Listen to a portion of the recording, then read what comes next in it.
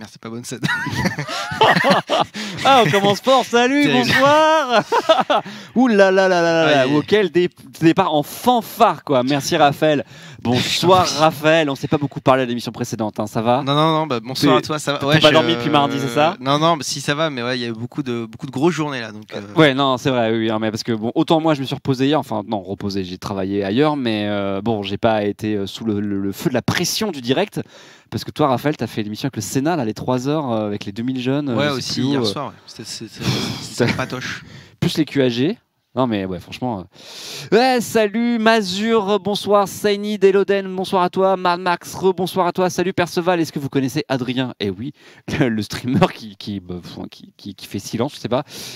Salut Damien Dessous, hello, Gilles 3900, c'est quel code postal, ça, s'il te plaît? Bonjour Méran. Alors comme je vous disais, hein, c'est ce soir en raison j'ai été très pris lundi et mardi. Je sais pas si vous êtes au courant, on a fait 11 heures de direct mardi avec 10 ministres et j'étais pris toute la journée. Et comme on a fait les répètes lundi et que j'ai dû bosser hier, enfin l'émission de ce soir, elle est à moitié prête. Donc, il y aura par exemple pas de fiche d'identité parce que je voulais pas simplement, ne pas préparer un pays, donc je sais plus qu'il reste quelques pays quand même, mais c'est Dole, merci. Jura, c'est la campagne, t'as dit? Ah, Jura, c'est la campagne. Ouais, c'est la Bourgogne. Okay. Jura, c'est la Bourgogne, ok. Soit près de 0,9 ministres à l'heure. Donc tout ça pour dire que donc c'est une émission qui sera à fond sur l'autoroute du YOLO ou donc à moitié improvisée. Mais j'ai le soutien de Raphaël qui ne m'écoute absolument pas. Non, il y a Sylvain qui... Non, je propose à Sylvain de prendre le micro parce qu'il dérangé par Sylvain. Apparemment, il a beaucoup de choses à dire, Sylvain, ce soir. Le micro, mais Sylvain, depuis mardi, il est on fire, quoi. Il a passé la journée en régie. On vous a pas montré les coulisses. Hein. Ça a été. C'est-à-dire qu'il y avait autant les streamers là sur le plateau, mais il y avait aussi, je sais pas, le double de personnes de l'ombre entre les équipes techniques de gaming, je dirais même le triple en fait, les équipes techniques de gaming qu'on ne remerciera pas assez. Sylvain qui était en régie et qui nous engueulait dans l'oreillette. Parce qu'on faisait les transitions trop tôt ou trop tard, ou qu'on disait des bêtises, ou qu'on frottait les micros, vous savez, on tapait dessus comme ça. Ou alors, il y avait aussi, bien sûr, les modérateurs. On vous aime, on vous adore, vous en avez chié toute la journée, avec en plus un raid le matin, tout ça. Bon, c'était pas facile. Mais c'était pas au gaming, c'est Altab Production. Hein, mais... Oh non, mais oui, c'est Altab, mais Altab, ils font qu'au gaming. Enfin, je veux dire, c'est. Non, je sais pas. Ils travaillent avec Acropolis aussi. Oui, d'accord. Bon, ok. Mais c'est ceux qui font le gaming, vous savez. Ils font, c'est une petite équipe là. Ils diffusent avec un peu de jeux vidéo, avec des jeunes qui tapotent sur les claviers là. Alors, ce qui est énervant, c'est que Sylvain, comme il n'a pas de micro, j'entends pas ce qu'il dit. Qu'est-ce qu'il raconte? Oui, bien sûr, ouais, c'est ça. Non mais arrêtez de m'embêter, monsieur. C'est mon émission, s'il vous plaît. Si vous voulez votre émission, vous recommencez la matinale le lundi matin. Je t'écoute. Mon émission est sacrée, oui. C'est la République. Il y avait Usul qui, mine de rien, a cassé des bouches. J'étais surpris, Techno là-bas. D'accord. Alors, très bien. Bonsoir, Kenney. Donc c'est en Franche-Comté, autant pour moi. Patrick Kenney, oui, bien sûr. C'est qui la voix off? Quelle voix off? Tu parles de Raphaël qui est dans le coin, moi. là. Bonsoir. Bonsoir. Dites bonsoir, Raphaël. Ah oui, mais c'est Jojo en plus. C'est Jojo, bon, enfin. Ah, c'est pas vraiment tout à fait off. Lutti était chaud, oui, et j'ai pas encore vu Lutti. Lutti, il était pas chaud, il était à l'aise, on va dire. Lutti, ouais, je crois, mais moi, je l'ai vu sans le son en fait au tout début. Non, je pense que ça, en fait, et il était là, pouf, j'ai senti que ça va, il était chez lui. Je pense que c'est juste que ça, en fait, ça a choqué les gens de voir qu'il parlait de manière aussi cool devant une ministre en fait, et du coup. Mais ils ont tous été plutôt cool, hein, mais les en invités, fait, moi, ça n'a pas choqué vraiment plus que ça. Mais bonsoir le peuple, bonsoir. Tu as tes fans, Raphaël, tu as tes fans. Je crois que je regarde là en plus la caméra. Tu as ton retour. S'il vous plaît, en ce moment, c'est pas, voilà, faut rien nous demander. Donc, mais moi aussi, hein. Ah là là, Lutti file Brune Poisson dans le prochain épisode de la Overwatch League. Ouais, ça peut être intéressant. Brune Poisson, elle pourrait jouer, je sais pas, c'est Widowmaker, c'est ça? Et puis Lutti, je sais pas qui y joue, mais après ils ont des mains et tout. Enfin, j'y connais rien Overwatch, hein, à part l'univers qui est sympa, je connais pas plus. Ça qui est bien avec les jeux Blizzard, c'est qu'ils développent un gros univers et on peut s'y intéresser même sans jouer. Ça c'est bien quoi. Donc il y a quand même un peu de programme. Hein. Je vous disais, l'émission était à moitié prête, c'est-à-dire qu'en fait les sujets sont pas super travaillé, mais j'ai des sujets. Donc ça veut dire que au pire, on les cherche ensemble, on en discute, vous donnez votre avis, Et comme ça, je sais pas, on tire des conclusions quoi. Sylvain est désespéré. Il dit que c'est pas pro. C'est pas pro. Ah non, c'est pas pro. En fait, je suis pas censé répéter tout ce qu'il dit, mais bon, je le fais quand même. C'est pas pro du tout, hein, mais s'il continue, on le sort du studio. Non, mais les gens allez travailler, monsieur. Les gens sauront nous pardonner quand même. Et bonsoir, Vaniat. Comme League of Legends, mais c'est pas Blizzard, League of Legends, c'est Riot, c'est ça? Oui. Hein, mais l'univers de League of Legends, il est. Oui, mais c'est un MOBA. C'est un MOBA. Il y a des univers dans les MOBA? Non, parce que bon, franchement. Ouais, c'est pas un MOBA. Ah, en vrai, je suis pas un MOBA, non. Bah oui, non, t'as raison. Non, le MOBA de Blizzard, c'était Art. Non, pas Art. Mais non, pas Dota. Heroes of the Storm. C'est The Roll, ça. Hein. C'est Heroes of the Storm. Ouais, c'est ça. Non, mais prends un micro, Sylvain, vas-y, t'as l'air d'avoir des choses à dire. Donc, tu veux parler d'Europe, Sylvain? Il y connaît rien, il y connaît rien. Il connaît rien en Europe. Il connaît rien. Il y a une légende, d'accord. Pour compenser une double régie. Ouais, et d'ailleurs, ça fait vraiment plaisir à Raphaël qui se sent pas du tout sous pression, hein, parce que. Voilà, comme ça vous voyez un peu Sylvain. Mais vous l'entendrez pas plus. Hein. C'est bizarre, il y a les feuilles en. L'univers de LoL a été travaillé. Ok, bah je m'y intéresserai alors à l'univers de LoL. Mais moi, ce que j'ai vu, c'était des trucs assez clichés de personnages, mais c'était pas grave. C'est bizarre. Mais ouais, ça fait assez bizarre. Mais je me sens observé. Coucou, salut. Ah là là là là. Bien. Bah, je t'en prie, commence ton émission. Oh bah c'est commencé là, non? T'as pas remarqué? Alors il y aura, alors évidemment il y aura un petit point valse. En plus il est passé à la radio française ce matin. Puis un petit point de positif sur l'Europe. On va quand même dire ce que l'Europe fait de bien. Hein. On parlera rapidement d'un sondage français. Puis on ira voir des projections au niveau européen pour savoir un peu ce qui est possible qu'on ait au niveau européen. Et puis après on va parler d'une interview de Nicola Sturgeon, qui est la première ministre. Pardon, j'ai un OK. La première ministre écossaise qui s'exprime dans le monde sur l'Écosse, hein, bien sûr. Et merci. J'ai perdu mon écran. Est-ce qu'on a. Il a marché sur le câble. Il a marché sur un câble, putain. Mais vous entendez pas? Moi j'ai toujours un retour de son. T'inquiète, c'est bon, j'en occupe Sylvain. Non, mais les gens entendent. Les gens sont toujours là, ouais. Il a remarché dessus. Non, sans déconner. Ah, c'est bon, tu l'as. Ok, c'est bon, merci. On est là, coucou. Tu l'as réglé? C'est marché. C'est les ondes, ok. Merci Sylvain. Technolapin, ils changent surtout tout le temps l'univers de LoL. Ils ont un genre de politique du changement permanent pour garder les gens intéressés. Ah oui, c'est un peu comme Fortnite, quoi. Il se passe toujours des trucs avec des nouveaux. D'accord, je vois le genre. Ok, donc c'est vaguement techno, Rick Fantasy, parce que j'ai vu qu'il y avait des personnages vaguement robots, il y avait de la magie. Il y avait du steampunk un peu, un truc comme ça. Ils mélangent tous les trucs et puis ils en font un univers vaguement cohérent, mais bon, en même temps, on ne demande pas un MOBA, un scénario trop. Non, voilà, même Blizzard, pour leur MOBA, ils sont pas trop foulés. Hein. Ils ont pris les personnages de leurs univers, ils ont dit il y a un vortex, allez, tout le monde s'y retrouve.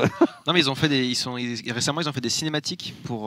Enfin, tu sais, un peu les cinématiques comme pour WoW, mais pour League of Legends. Et les gens avaient beaucoup apprécié. D'accord. Ils ont trouvé que ça avait un petit peu genre 5 ans de retard, tu vois, mais voilà, pour essayer de mettre un petit peu de lore, tu vois, dans l'histoire de League of Legends. D'accord, oui, parce que Blizzard, même pour un jeu de cartes, ils foutent de l'univers, quoi. Voilà, mais bon, je t'avoue que voilà.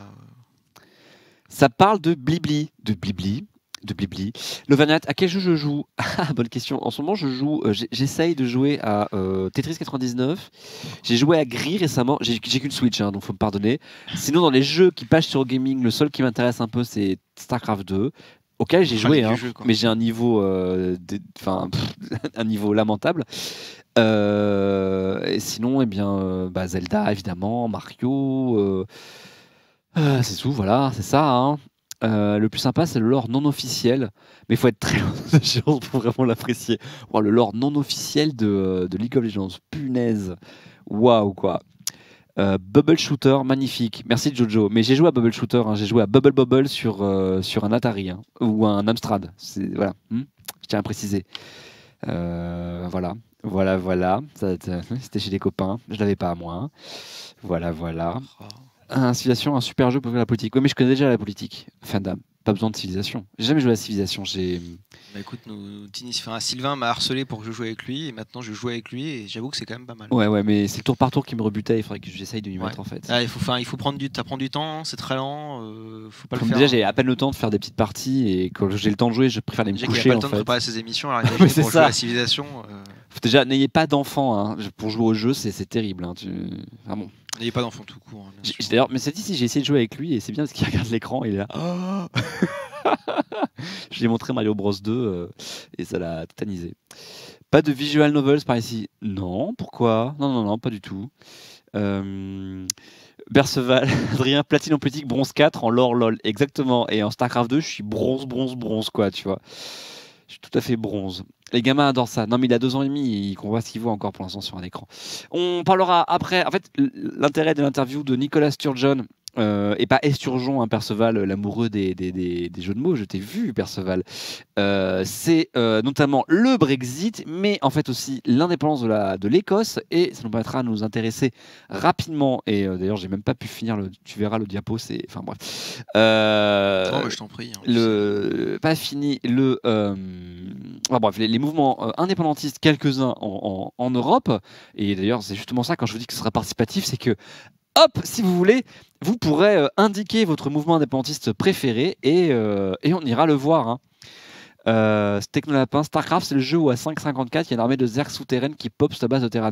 Non, ça c'est plus possible. Enfin, en tout cas, ça devait être possible il y a quelques années, mais je crois qu'aujourd'hui, en tout cas, en pro, dans ce que je vois, les mecs n'arrivent pas à 5 minutes avec des cafards souterrains parce que en fait, ils savent. Les joueurs savent l'éviter. Ça peut arriver, j'imagine, dans des faibles niveaux, mais peut-être pas trop en professionnel. Mais salut Iloucha, merci. Bonjour les acropolistes. Et oui, Jésus Ciel, Pays de Galles indépendant, justement, on va parler du Pays de Galles. Voilà. Et donc on fera un petit tour d'Europe, ce que j'ai prévu, ce dont vous voulez parler comme mouvement autonomiste ou indépendantiste en Europe. Et punaise, mais c'est tout. Ah oui, après. Oh bah merde. Ah bah merde, on aura fini. Donc on va vraiment passer du temps hein, sur le sondage et puis les projections, hein, parce que sinon on aura fini trop tôt, même si je sais que Raphaël aimerait bien aller se coucher. Tu sais, il y en aura plus ou de moins, je suis plus à ça près. Hein. Oui, c'est ça. Hein. Voilà. Moi aussi d'ailleurs. Le Jura libre indépendant. Oui, on verra éventuellement les mouvements français, hein, même si on est là plutôt sur l'Europe. Mais alors, vous savez que je ne recule devant aucun, voilà, exactement. Hein, je ne recule devant aucune liaison dangereuse, donc devant aucun sacrifice. Qu'est-ce que tu me mets sur mon écran, s'il te plaît? Devant aucun sacrifice, puisque Manuel Valls est passé en France, il était là, et il en a profité pour aller dire un petit mot sur RTL. Bah, tant qu'à faire, hein, le mec il va pas. Oula, qu'est-ce qui se passe? Ah, mais vous voyez pas ce qui se passe, et moi mon écran saute. Si, là ils l'ont vu, mais c'est pas grave. Ah, ils l'ont vu? Bah non. Oui. Ah bon? Si, mais c'est pas grave. Ouh, là, tu es très très très pro aujourd'hui. Alors que nous avons dépassé les 100 viewers sur cette émission, c'est super. Pour l'Europe, c'est très très bien. C'est ce que moi je bois un coup. Tu meubles, s'il te plaît? Donc là, il y a un. Ah, faut que je meuble. Donc là, on est d'accord qu'il y a un point Manuel Valls là. On arrive au point Manuel Valls. Okay. Tu peux balancer le petit jingle. Tu peux mettre l'image même. Faites-moi non plus. Merci, t'as réussi à le faire à peu près synchro. Absolument. Tu auras une question Geek Studio. Pour qui votons-nous en 2022? En 2022, eh bien, si tout se passe comme prévu, ce sera l'élection présidentielle suivie des élections législatives. Mais on a encore le temps d'en parler parce qu'avant 2022, il y a 2020, alors déjà 2019, les élections européennes, et c'est bien de ça dont on parle ce soir. Alors même si pour Valls, en fait, on parle de l'élection barcelonaise, puisque les municipales, au moins en Catalogne, seront le même jour que les élections européennes. Mais après, en France, en 2020, il y aura l'élection municipale, donc eh bien, grosses villes, petites villes, enfin toutes les communes vont renouveler les maires, et il y aura aussi en 2021 les élections régionales et départementales. Voilà, pour résumer sur la France. Et 2022, bien sûr, la fin du mandat d'Emmanuel Macron et le mandat des députés. Donc on les renouvelle. Eh bien, on va faire un petit point sur la Catalogne, peut-être, ou bien sûr, Méran, c'est fini le mouvement. Non, c'est pas fini, et puis il y a des élections de la Généralité qui auront lieu en même temps. Regardez-moi cette belle copie d'écran que je vous ai chopée de Manuel Valls. Bonjour Baxfer, sert à quoi cette chaîne? Eh bien bonjour, c'est Acropolis, et nous avons une commande qui t'expliquera à quoi sert Acropolis. Donc tu tapes, c'est quoi? C'est point d'exclamation, orientation. Voilà, hop, je t'ai répondu. Orientation, Acropolis, c'est un projet à partisans, etc., etc. Y a-t-il des futurs candidats au sein de votre équipe? Non, il n'y a aucun candidat dans l'équipe pour aucune élection pour l'instant. T'es pas candidat au municipal des européennes. Ma couverture est dévoilée. Merde.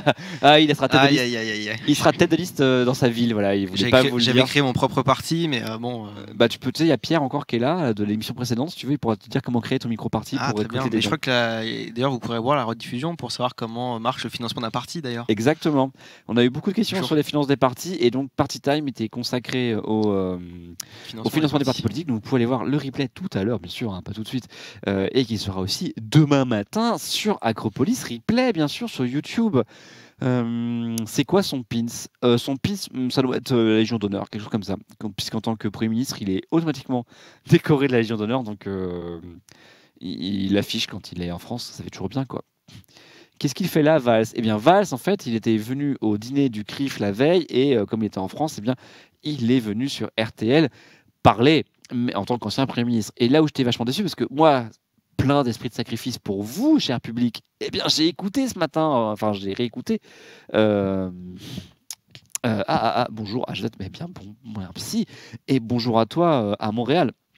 Donc, ne reculant devant aucun sacrifice, j'ai écouté Manuel Valls ce matin en replay, et j'étais vachement déçu parce qu'en fait, pendant les 13 minutes, ils ont parlé très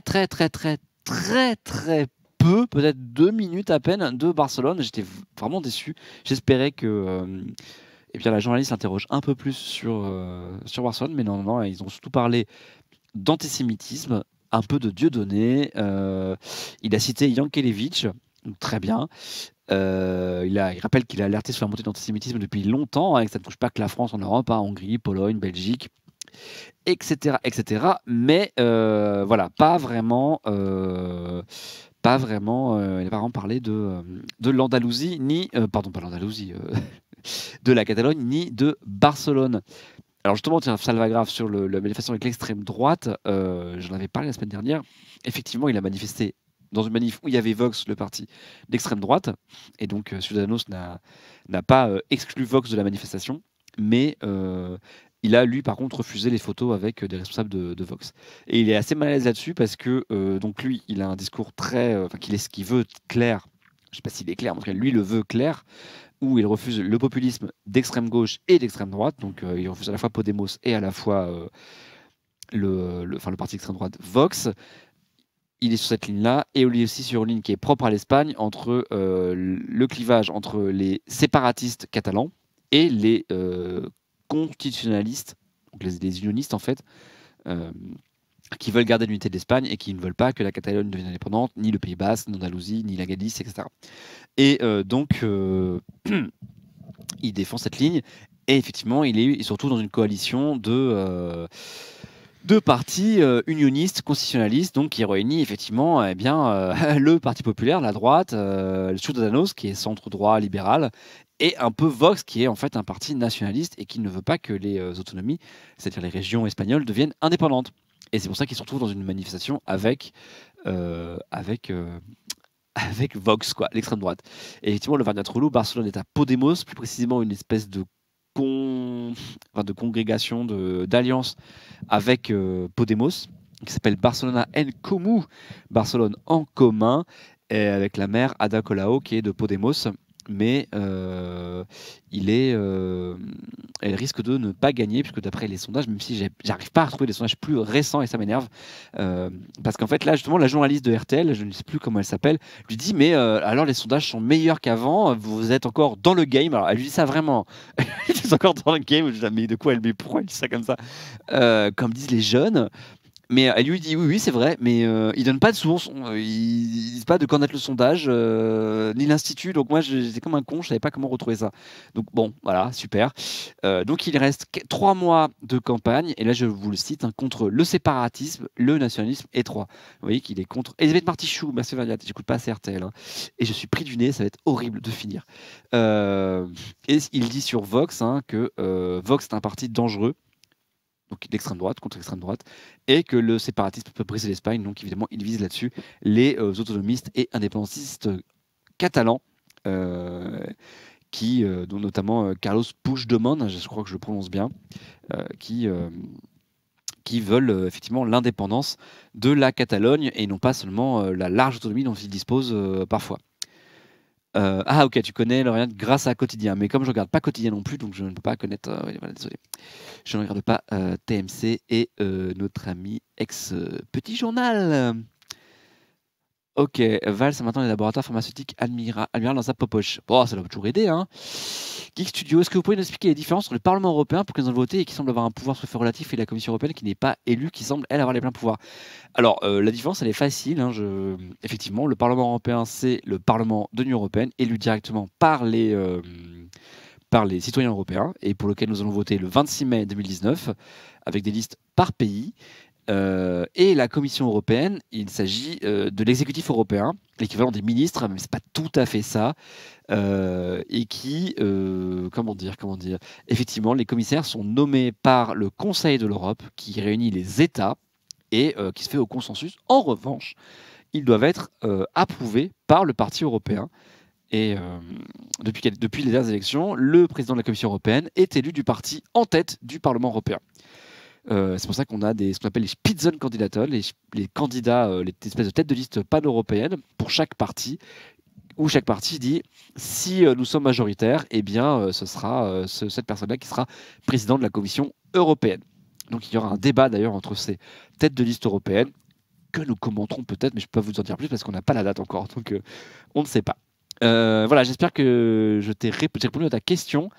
Oui. Et le pouvoir du Parlement européen, il est effectivement relatif, mais comme tous les pouvoirs en démocratie, hein, personne n'a pouvoir absolu. Ce qui est vrai, par contre, c'est que l'Union européenne n'est pas un pays, donc il y a quand même beaucoup de choses qui se règlent entre États, avec des choses qui parfois nécessitent l'unanimité, d'autres aussi des sujets qui sont à la majorité relative. Donc des choses qui peuvent être votées par le Parlement européen qui s'appliqueront ensuite, des directives qui s'appliqueront ensuite aux États, mais parfois des choses qui doivent passer par la Commission européenne ou et surtout par le Conseil de l'Europe, où là, eh bien, ce sont les États, par exemple les ministres de la question, qui se saisissent du sujet et qui prennent des décisions. Même si ce qui s'appelle le trilogue, et on en a parlé notamment sur les droits d'auteur, et l'article 13, hein, où ces trois institutions, Commission, Conseil et Parlement européen, sont réunies pour tenter de trouver un consensus au sujet des droits d'auteur. Par rapport à l'Europe Transparency, dénoncé il n'y a pas longtemps le flou autour des Eurogroupes. D'accord, ça va grave. D'accord.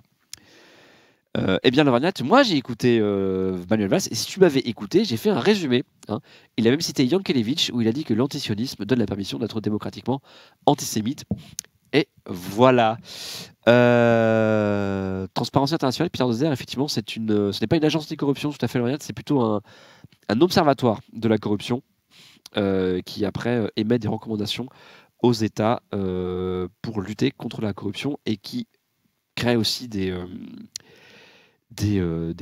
classements des États au niveau international sur la perception de la corruption. Et donc, d'ailleurs, Elsa Foucault, qui est responsable plaidoyer de Transparency France, nous a bien expliqué tout ça en début d'émission. Donc, vous pourrez aller voir le replay et en savoir un peu plus sur Transparency France. Elle a très très bien expliqué et elle a même donné des outils de Transparency, notamment sur, et j'ai oublié comment ça s'appelait, un truc sur l'observatoire des parlementaires en France sur ce qu'ils déclarent de leur parti, à qui ils reversent leur argent. Voilà.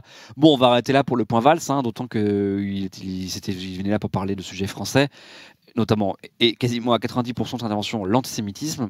Et il a parlé 2 minutes à peine de Barcelone pour dire que oui, ça allait, était un peu dans le game encore. De ce que j'ai compris en lisant des articles en catalan et en castillan, c'est qu'effectivement, Ciudadanos se retrouverait peut-être à la tête d'une coalition unioniste à Barcelone et que sur les élections pour toute la Catalogne, ça pouvait être effectivement les unionistes qui gagnent. Donc le Parti populaire, par contre, ça veut dire que la Catalogne basculerait à droite. En raison de la chute des séparatistes et surtout du PSOE qui donc ne pourrait plus avoir la majorité en Catalogne. Mais bon, ça c'est ce que j'ai compris en fait. Il dit cela vaste, mais ils n'osent pas parler contre le fait que le gouvernement israélien risque de devenir en droite. Ah oui, mais ça c'est la politique israélienne, hein, et ça effectivement depuis plusieurs années, elle tend à aller de plus en plus vers la droite. C'est d'ailleurs un vrai problème pour les Israéliens, mais ça, c'est la politique intérieure d'Israël. Et effectivement, Netanyahou, qui est au pouvoir depuis assez longtemps, n'est pas vraiment un gauchiste. Hein, et ça pose même des problèmes sociaux. Hein. Il y a un taux de pauvreté en Israël qui est très, très élevé. Hein. Je ne sais plus, mais c'est un quart ou un cinquième de la population israélienne qui vit sous cette pauvreté. Donc c'est beaucoup quand même. Et c'est pas très nouveau.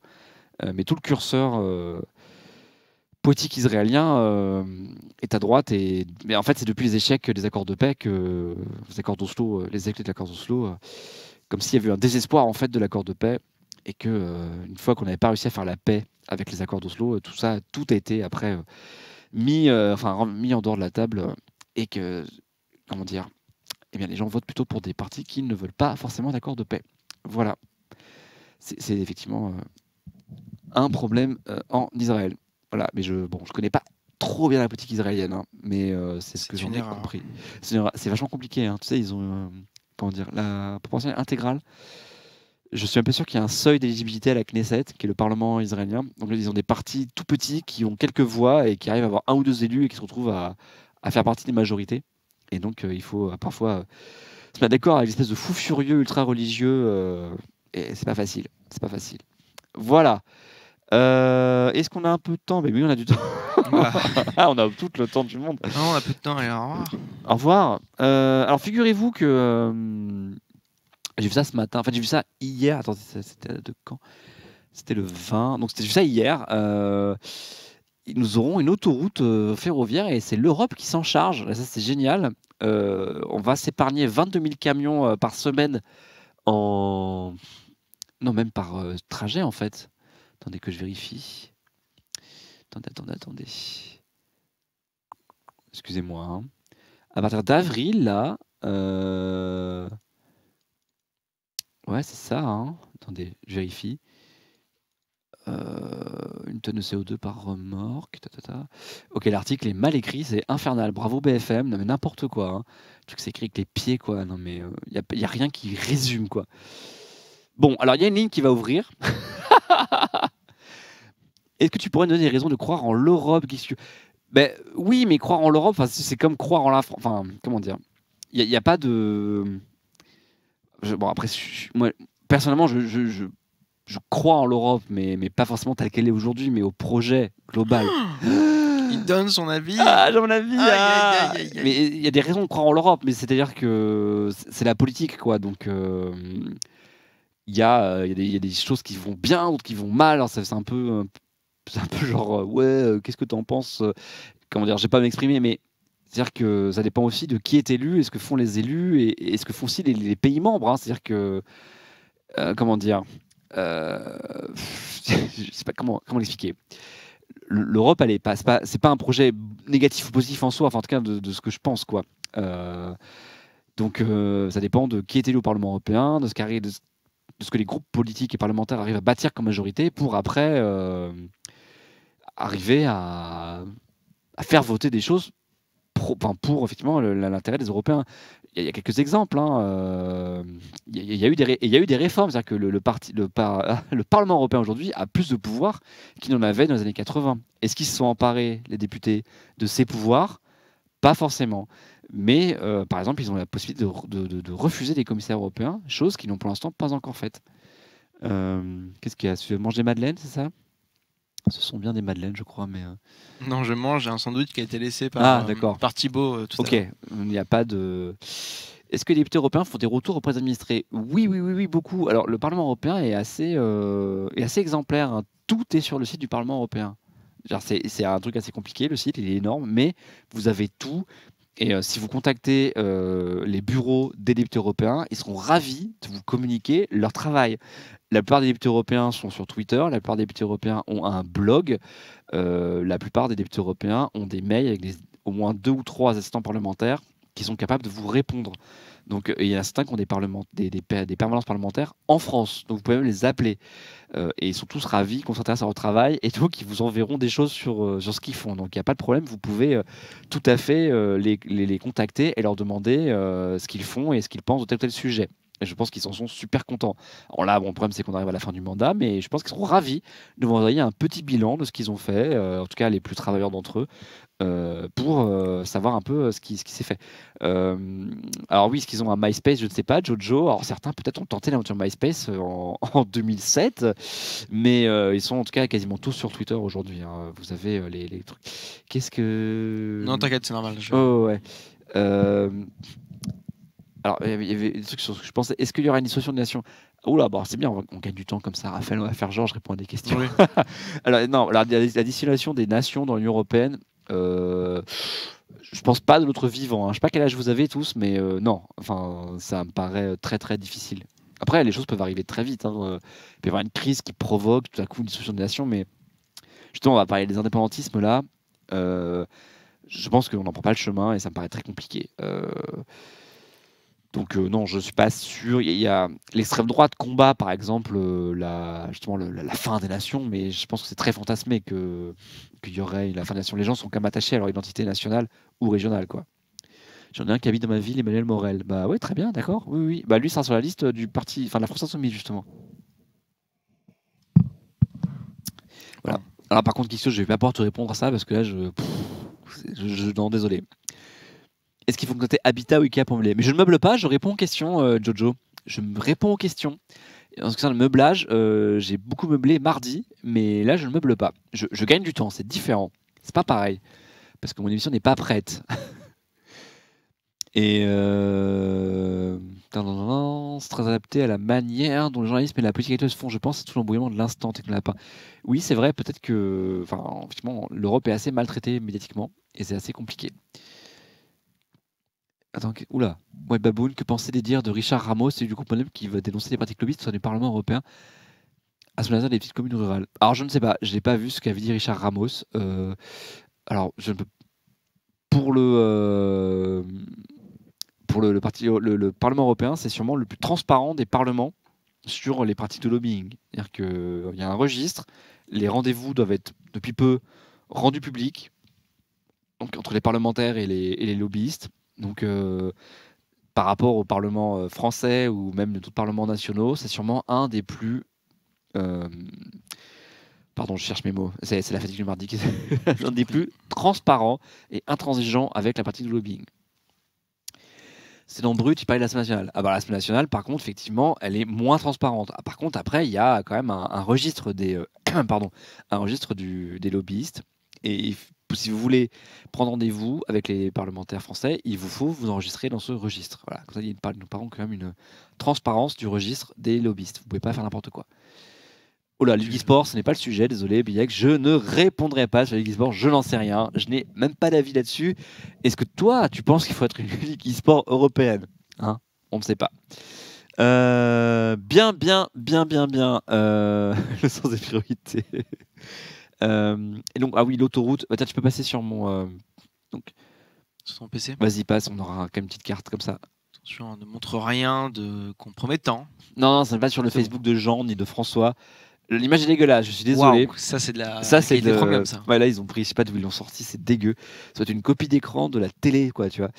Oui, donc vous voyez qu'en fait, on va mettre en avril là en place un frais ferroviaire qui nous épargnera genre 22 000 camions. Et ça c'est pas mal. Qui viendront de Pologne, d'Allemagne et de Tchéquie, qui certains embarqueront à Bettembourg au Luxembourg et d'autres à Anvers, donc en Belgique, pour aller jusqu'à Barcelone, voire Valence, et après permettre de. Ils iront après quelque part en péninsule ibérique, mais ils ne traverseront pas la France, donc c'est quand même beaucoup de CO2 en moins, et ça c'est pas mal, donc c'est quelque chose qui est financé par l'Union Européenne, et ça c'est bien. On parle du frais ferroviaire, j'ai l'impression qu'à chaque fois on en parle, mais c'est pour pas en faire. Et ben là, regardez, on en fait quoi. Et ça c'est bien, et c'est même pas un projet type Lyon-Turin où il faut faire un énorme tunnel et détruire la montagne. Non, c'est des voies existantes, un peu refaites. Et ça c'est cool. Alors attendez, tu peux enlever, je vais reprendre l'article, je vais juste trouver les bonnes infos. Voilà, merci. Donc ah oui, en plus il y a le fait que l'Europe va imposer. Alors je comprends pas pourquoi Rugy n'en a pas parlé mardi. De Rugy. Non, alors tu sais qu'il ne faut pas dire la particule. On dit pas la particule. Ah non, tu es censé déjà dire Monsieur de Rugy, c'était un peu de respect quand même. C'est vrai. Le ministre. Monsieur le ministre de Rugy. Monsieur le ministre François de Rugy. Donc déjà, il y a l'autoroute ferroviaire entre Calais et Turin qui a ouvert là, depuis 3 mois apparemment, avec une filiale de la SNCF qui s'appelle Lorirail, avec des Italiens et des Allemands, je crois. Donc là, hop, ça va aller depuis l'Espagne jusqu'au Luxembourg et vice-versa. Donc ça, voilà, c'est super. Donc c'est un truc entre la SNCF et la Renfe. donc, qui est la SNCF espagnole, ce sont les chemins de fer espagnols, la Renfe. 5 allers-retours hebdomadaires, 1219 km. Il y aura même un lot à Perpignan qui se rajoutera, enfin c'est merveilleux, et 22 090, admirez la précision, 22 090 camions qui seraient transférés de la route, du rail, et tout ça par trajet, quoi. Et c'est 1 tonne de CO2 économisée par, pas par trajet, mais par container. Ça, c'est pas mal. Au revoir Sylvain. Voilà, Sylvain rentre chez lui. Sylvain qui veut être discret, mais voilà, il veut être discret. Au revoir Sylvain. Bon week-end. C'est ça, ouais. C'est ça. Ouais. Et donc on remercie ces camions de passer par le rail et de ne pas encombrer les autoroutes ou les nationales françaises. Par le rail. Par le rail, oui. C'est pas plutôt, c'est le rap ou le R&B, je sais pas, parce que le rail. Waouh, ok. C'est tout pour moi. Ok, merci. Au revoir. Retrouvez-le tous les. J'ai pas fait beaucoup de blagues aujourd'hui. Non, ouais, ça ne manquait pas du tout. Hein. T'as pas pu parler tout à l'heure avec les invités. J'avais hésité avec la rail Uno aussi, mais après c'était peut-être moins. Cela dit, c'était plus dans le thème européen, quoi. C'est vrai. La télévision publique italienne. Je suis surpris d'ailleurs, tu n'as même pas parlé de relations entre l'ambassade de France et d'Italie. Le rappel de l'ambassadeur ? Ouais. Non, j'en ai parlé, là, je t'avoue, j'ai suivi vaguement. Qui est déjà retourné là-bas, je crois d'ailleurs aussi. Ah oui, ça y est, il est reparti. Voilà, ça n'a pas duré longtemps, mais. Je trouve ça un peu bizarre. Est-ce que ça va poser des problèmes de saturation des chemins de fer ? Non, je ne pense pas, puisqu'en plus, ils ne passent pas par les lignes grande vitesse. Et en plus, ces trains, en fait, ne sont pas prioritaires sur les trains de voyageurs en général. Donc en fait, ils peuvent tout à fait s'arrêter, attendre et puis repartir. Voilà. Ils avancent pas très vite, ils vont à 100, 110 km/h, et ce qui n'est pas rapide pour un train. Hein. Et après, eh bien, et donc ils peuvent s'arrêter, voilà, et attendre que le train de voyageurs passe et passer derrière. Voilà, c'est tout bête. Donc normalement, ça ne devrait pas saturer de lignes, et surtout ils peuvent rouler de nuit. Hey. Parce qu'il n'y a personne, donc il y a une seule personne qui conduit, hein, c'est plus simple. Oui, mais rouler de nuit, n'est-ce pas dangereux ? Sur les rails, tu risques pas de croiser grand monde quand même. Oui, ça... Tu vois, ça va, de l'un dans l'autre, tu t'y retrouves. J'avais pas écouté le début de ta phrase. C'est quand même moins dangereux que des camions qui roulent de nuit, quoi. J'avais pas écouté le début de ta phrase, c'est pour ça. Ah oui, ok, super. Tu m'écoutes pas, de toute façon, je sais. Non, mais ça pourrait être. Tu m'écoutes plus, Raphaël. Si tu croises les rails. En pleine nuit. Faut pas croiser les effluves, pardon. Continue. On va continuer. Bon allez, si vous avez l'habitude de cette émission, vous savez que je n'arrête pas de dire j'aime pas les sondages, mais bon, hein, quand on a ça sous la main, qu'est-ce que vous voulez ? Ben non, effectivement, ça ne ils ne roulent pas très vite, 100, 110 km/h. C'est pas des trains qui vont très très vite. Sachant que 110 km/h, le RER roule parfois jusqu'à 110 km/h. Est-ce que moins de CO2, mais ça a coûté beaucoup plus cher ? Ben, je pense pas en fait. Hein. Pardon, j'ai fait un. Oh, t'as pas bout. Alors, faudrait voir sur les prix, mais je crois que l'un dans l'autre, en fait, c'est moins cher. Il faut penser sur le long terme, en fait. Surtout que le camion, il dépense pas d'essence pendant ce temps-là. Il roule gratos, il s'use pas, il ne s'use pas, il dépense pas carburant, donc normalement. Ça dépend quelle est votre priorité aussi, si c'est la dette publique ou l'écologie, quoi. Oh oui, mais alors vous savez, monsieur, moi. Chacun ses priorités, quoi. Mais normalement, les transporteurs s'y retrouvent, puisque les chauffeurs se reposent et donc c'est mieux. Après, voilà, on parle d'écologie, c'est trop bien, c'est l'écologie, mais bon, après, c'est pas forcément l'écologie qui va être qui va faire passer prendre sa décision par rapport aux transporteurs ou les États, quand même. Je te déçois, Jojo. Comment ça, je te déçois ? J'aime pas décevoir. Le feu au quotidien, déjà. Bah oui, je sais. Alors. Oui, donc nous avons un sondage IFOP. Non, il n'y a pas de débat, Connuit, mais on peut débattre si tu veux. Hein.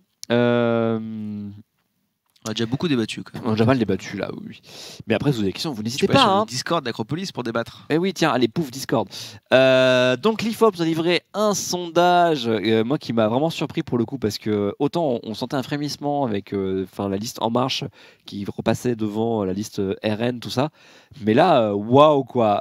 Donc ils ont fait un sondage avec... avec liste Gilets jaunes, où on constate que... les listes Gilets jaunes n'est plus qu'à 3 points. Donc là, je pense qu'on constate les effets notamment de l'essoufflement du mouvement, les violences, les manifs, tout ça, le fait que ça va les gens là. Le fait qu'il n'y ait pas de... de leader, pas de ligne politique très claire, en tout cas trop de ligne politique. Je ne sais pas. Le fait aussi que la liste de Ingrid Vasseur n'a pas du tout marché, qu'elle ait fini par lâcher l'affaire. Oui, Mochokapik RN, c'est le nouveau nom du FN, donc le Front National, ça s'appelle Rassemblement National désormais. Le logo n'a quasiment pas changé, les gens, c'est les mêmes. Je ne sais même pas sûr qu'il y ait eu un changement de statut, c'est juste la marque qui a changé. Donc, je ne peux pas t'en dire plus. Donc là, en fait, vous voyez que en fait, dans l'hypothèse avec la liste Gilets jaunes, la liste Gilets jaunes perd beaucoup de points, donc le liste du Rassemblement national récupère une partie de ces points. Vous voyez qu'il y aurait que 2 listes au-dessus des 10%, ce qui est quand même absolument incroyable. Enfin, c'est une polarisation de la vie politique qui est quand même assez inédite dans cette façon-là, en fait. Hein. Oui, Florent Philippot est parti du RN, bien sûr. Oui, c'est. Non, mais bon, effectivement, il y a toujours Marine Le Pen, quoi. C'est ce que je voulais dire. Mais tu as raison, sans Youssad. Philippot est parti et il a fondé un parti qui s'appelle les Patriotes et qui, là, est crédité d'1 point. Bravo! C'est pas mal, c'est pas mal. Ouais. C'est bravo. L'UPR a perdu son seul demi-point. Lol, Terrible. oui. Terrible. Alors bon, il y a ce. Il y a ce. Il y a qui chez ELV Chez ELV, là, les têtes de liste, c'est Yannick Jadot et Michel Rivasi. Et après, les autres sont un petit peu moins connus. UPR, 0. Eh bah oui, 0. Alors, ça veut pas dire que personne ne votera pour eux, mais c'est que. Ils n'ont pas suffisamment. Ils ont trouvé qu'ils avaient 0 répondants. Et ils ont mis 0. Mais attends, vas-y, mets-nous le sondage où il n'y a pas la liste Gilets jaunes. C'est celui d'après? Ouais, celui d'après. Voilà, et là, voilà l'autre liste. Alors, ils mettent autre liste, hein, mais c'est-à-dire que vous savez qu'aux Européennes, il peut y avoir 10 qui font vraiment pas grand-chose. En fait, s'il y a 0 ou même 1, ben, les sondeurs, en fait, entre 0 et 3, voire 2, c'est l'épaisseur du trait, quoi. C'est-à-dire, on ne sait pas vraiment. Des fois, il y a peut-être 2 personnes qui vont dire qu'ils voteront pour. Sur les 990 ou les 1100 interrogés, il n'y a que 2 personnes qui diront qu'ils voteront pour l'UPR ou pour Lutte ouvrière. Et après, ils font un petit peu au pifomètre et disent bon, ok. Donc là, on voit que bon, toujours 24 pour nos amis d'En Marche et 20, toujours 20 pour nos amis du Rassemblement national. Vous ne voyez pas l'exclusive, hein, mais tout le monde est mes amis. Et par contre, bah là, les Patriotes, sans les Gilets jaunes, ils auraient 1,5 points. Bon, ils ne seraient toujours pas remboursés et ils n'auraient toujours pas d'élus, mais c'est déjà un petit peu moins. La loose et l'UPR aussi, un demi-point. Et merci Jean-Sébastien Bach du 34 pour ton 3e mois d'abonnement grâce à Twitch Prime. Incroyable. Bonsoir à toi aussi. Et... Ok, ah bah vous voyez, très bien. Vas-y, je vais boire un peu d'eau pendant que je te vois. Je t'en prie. Excusez-moi, c'est terrible. Hop. Vas-y, bois encore. En fait, il va falloir que je me fasse une. Je me mouche en fait. Sinon, je t'en prie. Attends, tu peux couper le micro par contre, c'est vraiment pas élégant. Il faut que juste clac, c'est bon, j'ai coupé le micro. Donc je suis maintenant en roue libre, donc je peux dire absolument tout ce que je veux. À tout moment, là, je peux délivrer absolument le message que vous souhaitez. Je t'ai déjà coupé en fait. Ah, l'image, tu veux même que je te coupe l'image parce que t'as honte? Il a honte de se moucher, quoi, le pauvre. Alors attendez, je vais vous cacher. Clac, voilà. Donc du coup, attends, je suis en roue libre, hein, n'hésitez pas. Je vais donc délivrer un message, bien sûr. Je fais une dédicace, bien sûr, à la France entière, à vous qui êtes chez vous. Je vous remercie de suivre Acropolis de manière aussi régulière ou pas, d'ailleurs, même tout court. Je vous remercie de partager ces moments de bonheur avec nous. Et en tout cas, voilà, je vous laisse du coup la suite. Je vous laisse reprendre la main avec Adrien. Oui, merci Raphaël, hein, merci d'être resté, merci. Alors, mais effectivement, merci à Jean-Sébastien Bach du 34, merci aux nouveaux followers de mardi, de mercredi, enfin d'hier quoi. N'hésitez pas à sub, hein, l'argent, on aime l'argent, mais surtout on l'aime pas pour rien. C'est-à-dire que l'argent maintenant des abonnements et des dons aussi, que ce soit par Tipeee ou par Twitch, l'argent va à l'association Acrolab, salut Perceval, pour financer les émissions régulières, comme les QAG, Party Time, l'Europe Bordel, et je crois que c'est tout en fait, et qui permettent en fait de faire vivre Acropolis au quotidien. Et donc, si vous vous abonnez, il y a plus d'émotes, plus de moyens et peut-être que même nous on sera payé plus, je sais pas. Mais en tout cas, plus de moyens pour la communauté. C'est tout bête. Ils n'ont pas compté les votes blancs mérants. Alors non, comme seuls les suffrages exprimés sont pris en compte. Et de toute façon, même dans le résultat à la fin, de toute façon, on ne compte pas le vote blanc dans les résultats. Donc effectivement, on ne dit pas on ne sait pas combien de personnes voteraient blanc. Ce ne sont que les suffrages exprimés. Donc c'était à prendre toujours avec des pincettes. Hein, c'est pas différemment quoi. Donc ce qui est vraiment étonnant effectivement.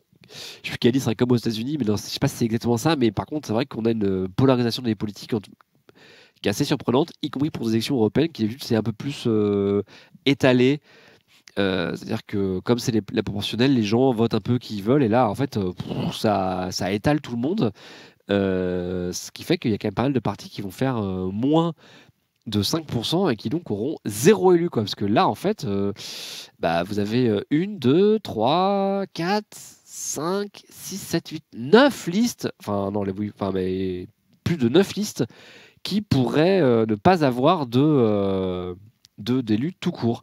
Et waouh, dis donc, j'ai un petit don d'encouragement de Jojo de 10 euros. Petit don d'encouragement. Ah, c'est juste pour toi, Raphaël, pour la régie. Merci Jojo, merci merci Jojo. à toi. Ça fait plaisir. Voilà, soyez un mec bien. C'est un mec. Sachant qu'on est d'accord tout à fait que l'argent là qu'il vient de donner ne sera pas du tout. Il va pas pour la régie. Ouais. Moi, il va pas dans ma poche directe non plus. Hein. Moi, je suis payé par Acromedia, pas par Acrolab. Ah, soyons tout à fait transparent. Et du coup, ces sièges vont à qui? Alors, JCPO 23, à qui vont ces sièges? En fait, les sièges sont calculés sur le nombre de le pourcentage, enfin, c'est une proportionnelle avec un seuil d'éligibilité à 5%. C'est pour ça qu'elle n'aurait pas d'élu. C'est comme aux élections municipales, hein, vous n'avez pas d'élu si vous faites moins de 10%. C'est comme ça. C'est pour éviter qu'il y ait justement des trop petits groupes parlementaires. Enfin, parlementaires, oui, pardon, lapsus révélateur, mais des trop petits groupes dans les conseils. De quoi? Terrible, ouais, terrible, lapsus, hein, c'est horrible. Donc c'est évidemment très étalé. Donc les sièges, en fait, sont répartis dans les listes qui ont plus de 5 points. Donc là, si vous voulez avoir une petite idée des projections, grosso modo, hein, d'après mon expérience et au doigt mouillé, vous faites un élu par point, à peu près. Qu'est-ce que tu veux avec ton doigt, hein, Oui, mais si tu d'où vient le vent, tu vois, au doigt mouillé. Et est-ce que j'ai déjà parlé de comment sont faits les sondages comme celui-ci? Oui, j'ai déjà parlé, mais après je peux en parler rapidement. En fait, les sondages interrogent entre 990 et 1200 personnes à peu près, avec une méthode d'échantillonnage de la population française, c'est-à-dire qu'ils savent que la population est constituée de tant de pourcentage de gens de tel âge, de gens de tel sexe, de gens qui habitent en ville, à la campagne, dans les villes moyennes, qui font tel type de boulot, qui ont telle tranche de revenus. Ils moulinent tout ça, ils ont leur échantillon, ils secouent, ils interrogent les gens par téléphone ou par internet, et après ils font ce qu'on appelle des corrections, c'est-à-dire que s'ils s'aperçoivent que dans les gens qui répondent, il y a trop de CSP+, de gens qui ont des revenus de plus de 3 000 euros par mois, eh bien, ils vont diminuer leur pourcentage de réponse pour après corriger les résultats et se dire, bon, ok, on a trop de gens qui sont de telle classe sociale qui répondent, donc on va minorer leur participation pour avoir un résultat qui correspond plus à la population française. Voilà, s'ils ont par exemple 30% d'une tranche d'âge qui répond et qu'on sait que cette tranche d'âge ne fait que 10%, ils vont diminuer d'un tiers. Je caricature, mais c'est à peu près comme ça qu'ils font. Donc ils ont toutes leurs petites soupes internes qu'ils ne communiquent pas forcément, et ils ont aussi des résultats bruts. Par contre, ils communiquent à la commission des sondages qui s'assure que ces sondages sont, alors je ne sais plus comment on dit, honnête, quoi. Je crois que c'est ça qui est dit, quoi. Et Jojo, tu as tort de te foutre des sondages, sauf quand le RL est en tête, car les sondages, il faut apprécier ceux avec qui on est d'accord, aussi bien que ceux avec qui on n'est pas d'accord. Sinon, c'est très facile de ne prendre en compte que les sondages avec qui on est d'accord, c'est un défaut très courant chez les militants et chez les personnes politiques aussi, hein, de faire appel aux sondages quand ils sont en accord avec nous, quoi. Là, vous avez par exemple Génération qui a lancé un sondage pour vanter son union, et ils ont dit que 90% des sympathisants de ELV étaient pour l'union, et que donc, il fallait que ELV fasse l'union avec Génération autour de la votation citoyenne, en fait. Pardon, excusez-moi. Alors donc, oui, effectivement, Salvograph, ils prennent aussi en compte les gens qui faussent leurs pensées, c'est pour ça qu'ils font des redressements, et que les données brutes ne correspondent jamais avec les données qu'ils servent. Parce qu'après, ils connaissent un peu leur population, et ils savent comment les gens répondent, et faut quand même avouer qu'en général, grosso modo, on a des sondages qui sont plutôt dans la bonne fourchette, hein. Il y a quand même assez peu d'erreurs. J'en ai déjà parlé, justement, j'avais fait l'émission où j'avais parlé des sondages, et j'avais donné des conseils aussi, des choses à éviter quand on regarde des sondages, en tant que militant ou en tant qu'électeur simplement. Et effectivement, ils ne sont pas forcément impartiaux, mais on peut critiquer les sondages. Moi, je suis très réservé par exemple sur les sondages où on demande aux gens on pose leur avis sur une question. Par exemple, qu'est-ce que vous pensez de l'ISF? Qu'est-ce que vous pensez du grand débat? Qu'est-ce que vous pensez du nucléaire? Qu'est-ce que vous pensez? Parce que les gens ne se sont pas forcément posé la question. Bourdieu, on a beaucoup parlé. Relire Bourdieu. Mais par contre, quand vous posez une question assez simple sur un sujet comme les élections, là, elles arrivent, vous allez voter qui? Et puis on connaît vraiment les, euh, les candidats, c'est un peu plus fiable en fait. Et dans Autre liste, honnête, je ne sais pas qui il y a. Les gens ont dû dire une autre, mais là, je n'ai pas été voir le stade détaillé. On peut aller voir si vous voulez. D'ailleurs, ça peut être une bonne. Vous allez voir à quoi ça ressemble un PDF d'insu de sondage. Hein. C'est absolument chiant. Tiens, passe sur moi, tiens. Alors, vous allez voir. Ah, faire un petit peu de. Attendez, hop, clac, c'est bueno. Alors, non, automne éternel. Alors, non, qui dit ça? Oui, JCPO 23, pardon. Non, les sondages ne créent pas les résultats proches, quoi. Sinon, Hamon aurait battu Mélenchon. Parce que les premiers sondages qui testent Hamon, il est à 10 points, ou presque, au-dessus de Mélenchon. Peut-être pas 10, quoi, 7, 8. C'est-à-dire qu'il était à 16%. Mélenchon était à 9. Et pourtant, avec le début de campagne que je jugerais catastrophique de Hamon, et tac, tac, tac, tac, il a perdu des voix. C'est extrêmement compliqué. Il y a plusieurs théories. Hein. Les gens est-ce qu'ils soutiennent les challengers, la théorie de l'underdogs, ou alors le type en tête, il va ramasser les voix des indécis. Enfin, en fait, le problème, c'est que chaque étude qui a été faite, notamment beaucoup par des Américains en sociologie, j'ai fait un peu de sociologie, sur sociologie électorale, se contredisent les unes aux autres, et donc on ne sait pas exactement si les sondages vont influencer pour un vote utile ou plutôt aller influencer pour les gens qui j'ai quand même soutenir les petits. Enfin, il y a plusieurs biais qui existent à cause des sondages et tout ce qu'on peut constater, c'est qu'en général, ils se trompent pas trop. Et c'est pas parce que les gens se mettent d'accord entre eux pour en disant, ils se réunissent en disant alors écoutez, il faut qu'on soit 24% à voter pour En Marche, 20% à voter pour le RN, 10% à voter pour les Républicains. Donc c'est assez difficile, quoi. Parce que quand même aussi, on s'aperçoit souvent que ils ont à peu près entre instituts les mêmes tendances, quoi. Donc ça donne une idée, quoi. Il faut aussi voir les tendances. Ben oui, Gilles, tu n'as jamais été appelé pour un sondage, et moi non plus d'ailleurs, mais on est 67 millions en France, et les sondeurs, ils l'appellent que 1000 personnes. Donc c'est voilà. un peu comme l'euro million, quoi. Oui. Voilà. Est-ce que alors le parti pirate n'est pas dans la liste White Baboon? Bah non, je suis vraiment désolé, mais on va quand même. Bah, c'est que ça reste un petit parti, quoi. À part en Tchéquie et en Allemagne et en Suède, ça reste un parti très marginal. Et j'aime beaucoup le parti pirate, mais c'est quand même un tout petit parti, quoi. Donc il faudrait voir s'ils arrivent à se présenter déjà, à monter une liste, à avoir les bulletins et à avoir des candidats. Pardon, est-ce que j'ai toussé? C'est la fatigue de mardi, ça, qu'est-ce que vous voulez, hein? Alors non, Kratos, hein, il n'appelle pas 4000 personnes pour ne garder que les 1000 qui veulent, hein. Vraiment pas. Alors voilà, ça tourne comme ça. Donc vous voyez, c'est un sondage commandé par, c'est fait par l'IFOP Fiducial, commandé par Paris Match, CNews et Sud Radio. Donc qui paye, c'est eux, hein.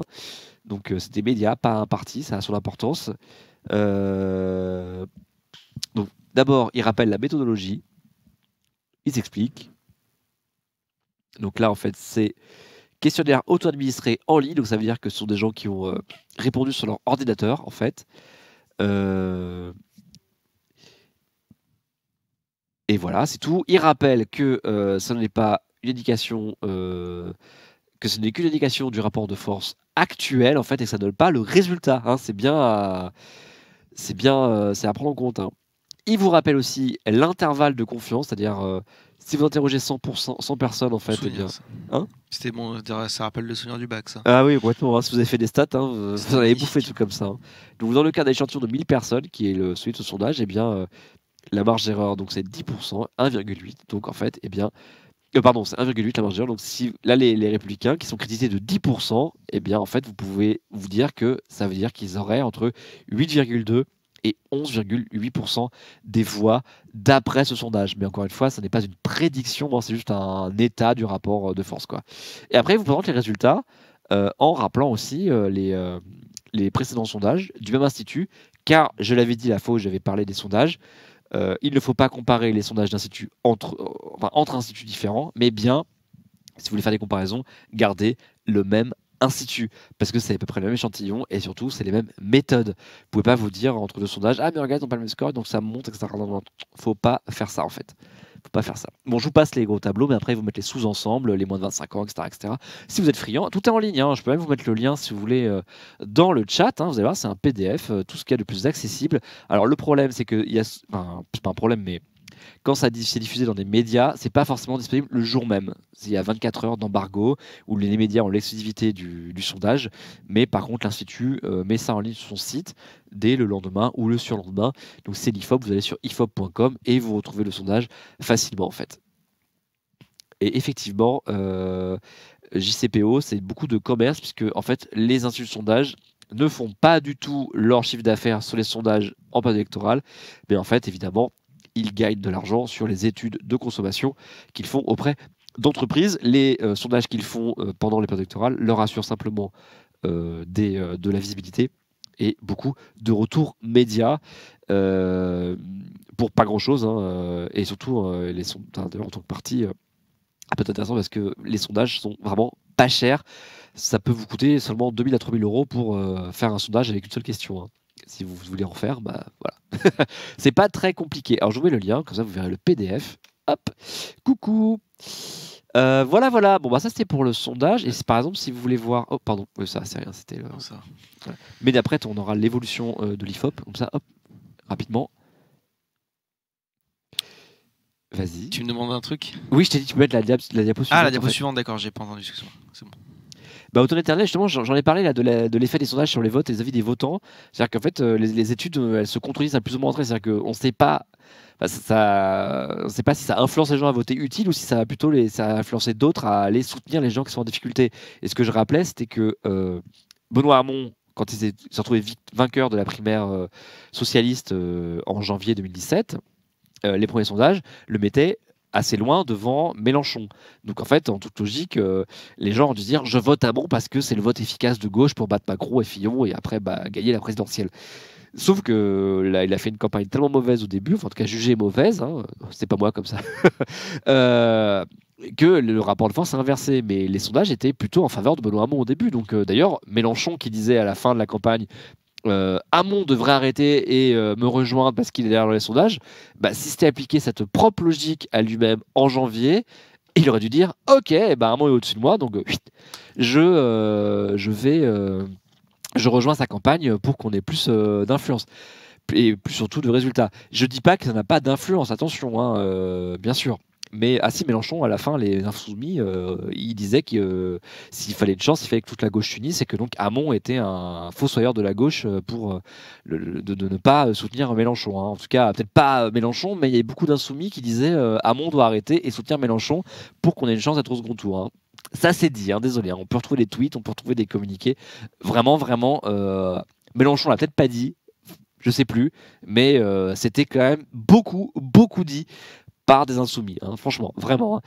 Et mais bon, c'est logique si c'était appliqué cette logique dès janvier, il aurait dû, lui, Mélenchon, ou en tout cas les insoumis, arrêter leur campagne et soutenir Benoît Hamon au profit, pour la gauche à l'élection présidentielle. Tout simplement. Hein. Peut-être pas Mélenchon, évidemment. Peut-être qu'il l'a pas dit lui-même, je sais plus. Mais des insoumis, en tout cas, et des proches de lui l'ont dit, ça, c'est sûr, c'est sûr.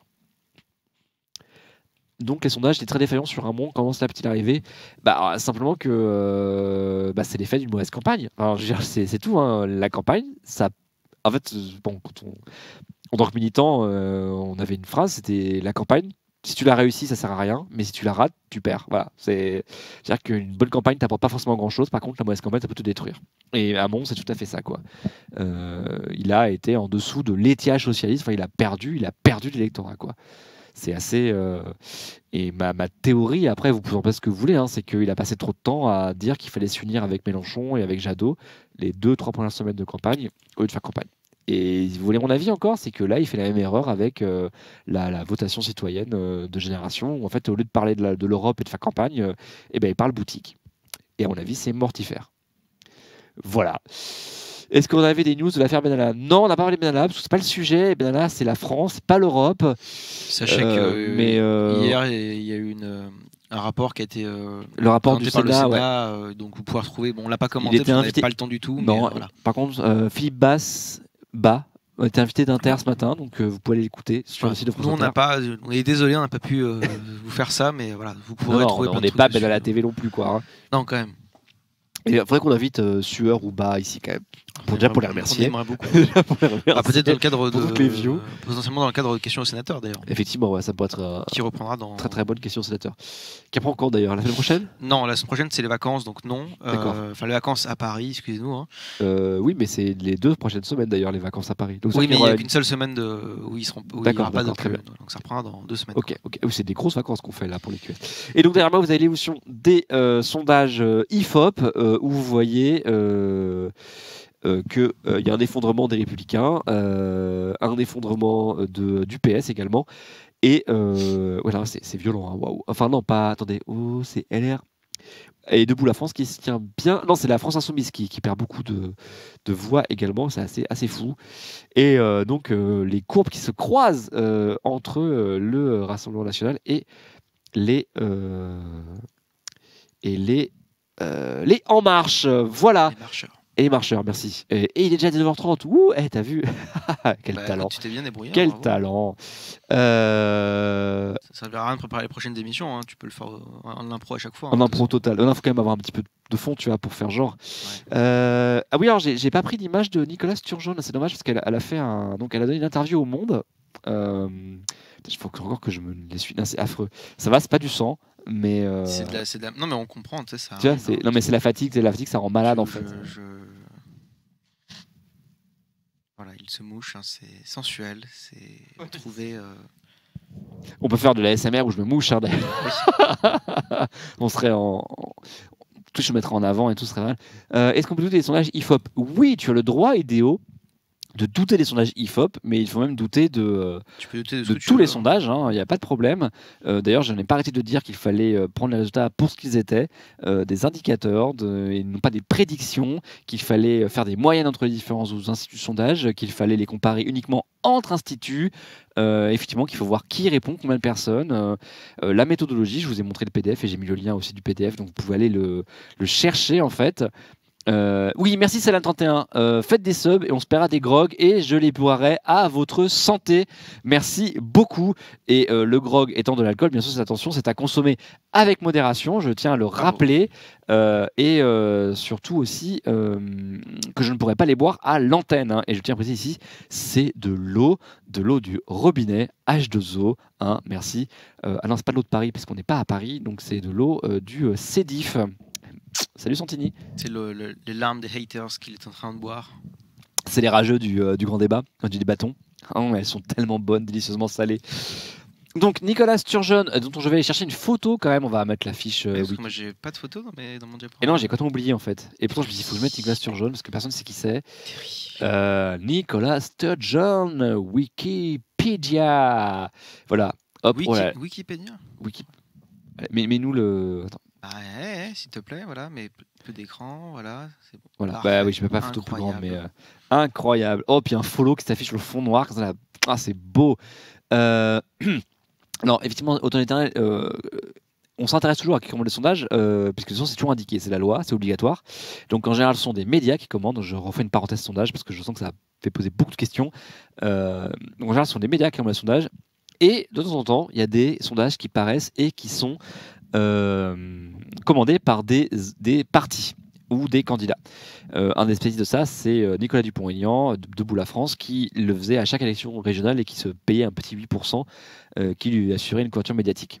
Et effectivement, en général, le sondage commandé par un parti est sympa avec ce parti. C'est pas qu'il triche, c'est simplement que l'Institut prend la fourchette haute des résultats plutôt qu'une moyenne ou que la fourchette basse, parce que comme ça, elle fait plaisir aux clients. Donc évidemment, quand vous avez un sondage commandé par En Marche, par exemple, qui est bon pour En Marche, c'est à prendre avec beaucoup de pincettes.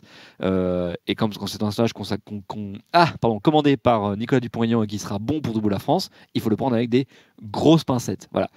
Maintenant, quand tous les sondages de tous les instituts commandés par tous les médias différents, Inter, Le Monde, LCI, TF1, Sud Radio, IFOP, Paris Match, etc., donnent les mêmes tendances et à peu près les mêmes rapports de force, vous pouvez vous dire qu'il y a quelque chose qui est vrai dans tout ça. Voilà, c'est tout. Maintenant, je vous dis pas que le résultat sera exactement celui indiqué par l'IFOP, mais si le vote avait lieu dimanche, c'est probablement dans cette zone-là que ça aurait lieu. Les sondages ne sont pas plantés pour le Brexit, le Varniat. Il faut regarder, hein, les sondages à la fin, ils donnaient 51, 49, 50, 50. C'était la dernière semaine, c'était super chaud. Évidemment, si tu prends les sondages 2 mois avant, oui, ils sont plantés. Mais sinon, ils sont pas plantés, quoi. Ils sont pas plantés. Franchement, à la fin, les sondages du Brexit, vous savez quoi? On va aller voir. Attention. Oh merde. T'as comment ça en est passé? Google. Vas-y, Terrible. allez, je vais aller. Vous allez voir. Enfin, non, mais parce qu'en fait, je me dis tant pis, on va pas forcément parler des indépendantistes, mais tant qu'on y est. Cette émission qui à la base était mal barrée se retrouve finalement bien vêtue. Et moi, je trouve ça très bien. Et Vous allez voir. On va sur la très fiche Wikipédia Brexit. Alors attendez, on va voir même sa fiche Wikipédia anglophone. On va chercher les polls. Tac, opinion polls. Ah non, ça c'est 75, 2015. Oula. Au référendum, je vais le chercher. Je fais une petite musique d'ascenseur. Alors, vas-y, comme ça on aura les résultats et après j'ai cherché les sondages en fait. Donc, Ouais. le livre a gagné à 51,9%. Il n'y a pas les pauses, mon Dieu. Ils ne font pas comme en France, il y a toujours les sondages. Ouah. Ouah. Et donc, elle est austère l'affiche. Hein. Waouh, quoi.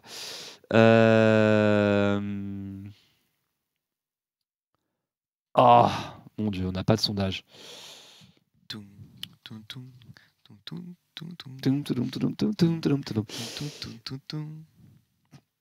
Et alors, je ne sais plus qui posait la question. Est-ce qu'on pourrait demander un sondage qui ne serait pas, publié? Ça se fait beaucoup. Les partis peuvent commander des sondages qui resteront en fait après propriété du parti et qui ne seront pas publiés. Quand un parti laisse fuiter un sondage, c'est qu'il a tout intérêt à le faire fuiter. Donc en général, c'est qu'il est bon pour lui. Donc quand je dis un sondage bon pour lui, ça dépend pour qui. Hein. Pour En Marche, évidemment, qui sont en tête. Pour Debout la France, c'est qu'il fait un score de presque 10%. Évidemment, chacun a sa propre conception de la réussite. Hein. Moi, ce que j'aimerais avoir, ce serait une évolution des sondages. Comme ça, on aurait les derniers sondages.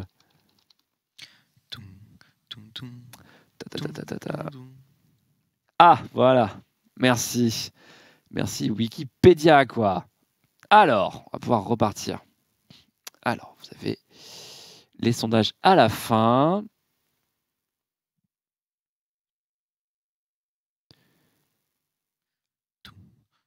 Ah non, c'est 2010. Ah putain, ils sont Donc, voilà, les sondages. Alors, on a un sondage du 22 juin. Peux-tu zoomer, s'il te plaît? Pardon? Est-ce que tu peux zoomer? Ah oui, bien sûr, pardon. Oui. Pour les gens. Voilà. Voilà, c'était très serré. Le maintien à 41%, la sortie à 43%, avec 16% d'indécis. La même chose. Les deux derniers étaient quand même donc plutôt pour la sortie. Les derniers 45%, 1 point seulement pour le maintien, avec beaucoup d'indécis. Et pareil, là c'est très serré, 44-43, 45-42, il y en a avec une égalité parfaite, pareil, hein, mi-juin, avec 12% d'indécis. Et tout ça juste après l'assassinat de Joe Cox, ce qui nous est rappelé là. Donc, vous voyez là, même avant l'assassinat de Joe Cox, le livre, c'est-à-dire le fait de partir, est majoritaire. Donc non, hein, les sondages, je me trouve à défendre les sondeurs, mais il faut quand même dire la vérité, quoi. Les sondages ne se sont pas trompés sur le Brexit, quoi. C'était trop serré. Donc, en fait, simplement, ça aurait pu basculer d'un côté ou de l'autre à pas grand-chose. Hein. Il y avait combien de voix d'écart? Attends, le résultat. On l'avait sur une autre fiche. Attends, hop. Oui, désolé. Vous voyez les sondages sur le Brexit. Enfin, pas les sondages, le résultat du Brexit. Attends, hop, il était là, voilà. Tiens, voilà aussi. Ah non, pas P. Pardon, parce que moi je fais un P.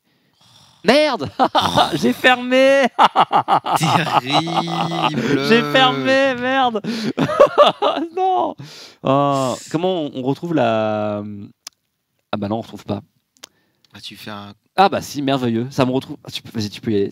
On retrouve la. T'as fait comment? J'ai fait pomme. Oula, j'ai fait contrôle N et en fait on retrouve Ça la. marche? J'ai retrouvé la Putain, dernière. C'est super. je savais pas même pas qu'on pouvait Oui, ça s'est ok, joué super. à quand même. Bon, ça s'est joué à beaucoup. L'écart était beaucoup moins faible que prévu par les sondages, mais par contre, enfin, faut quand même dire qu'effectivement il s'était pas trompé quoi. Il y avait bien une majorité pour le non, pour la sortie dans les derniers sondages, à part un petit regain, mais voilà, finalement on voit quand même beaucoup de rose là qui est et finalement ils se sont pas trompés. Effectivement, plus on s'éloigne et plus on a un resté, un remain qui est fort, mais par contre plus on s'approche. Et c'était pareil d'ailleurs en 2005 pour le référendum sur le TCE. En janvier de 2005, vous avez une écrasante majorité pour le oui, et la campagne avançant, eh bien, les sondages ont vu que le non allait gagner. Et ils n'étaient pas plantés, et même ils avaient donné des échelles qui étaient, enfin des écarts qui étaient plus ou moins en raccord avec ce qui s'est retrouvé après. En plus, c'est facile, hein, les sondages sur les référendums, hein, c'est oui ou non, hein, ça va, c'est pas trop compliqué pour le sondeur. Voilà. Bon, bah, c'est bien écouté. Ce petit stream agrémenté de petits problèmes techniques, hein, bien sûr. Alors sur Trump, enfin, on va pas reparler de Trump, mais pour le coup, ils se sont pas tant trompés que ça. C'est juste que ça s'est joué à pas grand-chose dans certains États clés. Euh, et effectivement, les États qui étaient jugés sûrs aussi, qui n'ont pas été beaucoup sondés. Les démocrates ont aussi péché par excès de confiance et ont donc pas fait campagne dans des États où ça s'est joué. Donc il y a plusieurs trucs comme ça. Mais c'était par contre tombé juste pour le vote national, puisque Hillary Clinton avait plus de voix au niveau national, mais par contre, elle a perdu dans certains États clés.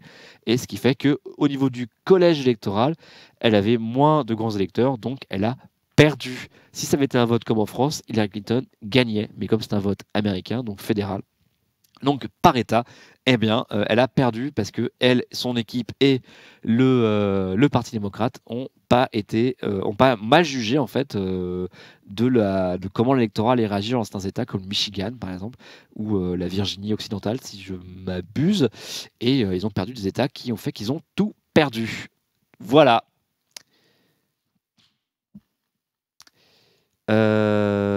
Excusez-moi, je reprends mes esprits. Alors donc Nicolas Sturgeon sur l'Écosse, tu peux reprendre l'image là comme ça on va. Donc on va montrer qui c'est et puis parce qu'on passe que je peux pas te montrer. Ah oui parce qu'il faut que je dise mes notes. Mais on peut pas voir, tu peux pas récupérer l'image et. Ah bah si, mais il faut que tu me. Vas-y, prends tes notes. Voilà, c'est pas grave. si, t'inquiète pas, hein, je vais te la montrer. Hein. Alors Raxa Kofalapatorius, il faut plaire au peuple, mais il faut faire des campagnes État par État. La campagne américaine pour la présidentielle, c'est pas une campagne nationale, c'est 50 campagnes d'État. Et plus pervers encore, c'est en fait 13 campagnes d'État qui vont monopoliser 90% des moyens des partis, puisqu'il y a des États qui s'appellent les battlefield states, quoi, ou les swing states, où ils savent que il peut basculer d'un côté ou de l'autre, donc c'est là qu'ils vont mobiliser la plupart de leurs moyens. Ça sert à rien pour un démocrate de faire campagne à Hawaï ou dans l'État de New York, parce qu'il sait que là ils vont gagner. Par contre, la Floride, bonjour Nicolas, la Floride où je suis rejoint par Nicolas Sturgeon, Premier ministre d'Écosse, qui a accordé une interview au Monde où elle donne ses inquiétudes pour le Brexit. Et en fait, eh bien non, il n'y aurait pas de remise de frontières physiques entre le Royaume-Uni et l'Écosse, puisque l'Écosse fait partie du Royaume-Uni et qu'elle est sur la même île, donc il n'y a pas la question ne se pose pas comme avec l'Irlande du Nord. En revanche, elle a très très peur pour l'Écosse, qui est très pro-européenne. Hein, ils avaient voté non au Brexit. Et c'est Nicolas sans S, hein, puisque c'est une femme et c'est un prénom que je ne connaissais pas pour les femmes. Nicolas, Nicola Sturgeon, et elle est première ministre de l'Écosse. Donc elle est du SNP, le Scottish National Party, qui est un parti indépendantiste qui est majoritaire en Écosse, un parti plutôt de gauche. Elle explique qu'elle a peur pour l'avenir économique de l'Écosse, où beaucoup d'entreprises se sont investies pour avoir accès au marché européen, et que bien sûr, si le Royaume-Uni quitte le marché unique européen et l'union douanière, eh bien, les avantages des entreprises, ils tomberaient et les entreprises risqueraient de quitter l'Écosse, ce qui arrive d'ailleurs déjà au Royaume-Uni, où les entreprises, notamment financières, quittent Londres pour le Royaume-Uni, pour les Pays-Bas, voire Paris. En fait, il y a Amsterdam et Paris qui actuellement se tirent la bourre pour savoir qui va attirer le plus d'entreprises financières. On est ravis de savoir que on va attirer la City à Paris ou à Amsterdam. Et comme tu dis sur le site, le Brexit pourrait se résoudre, si on fait un peu de politique fiction, par la dissolution du Royaume-Uni qui, en fait, finalement, perdrait l'Irlande du Nord, l'Écosse et peut-être même le Pays de Galles.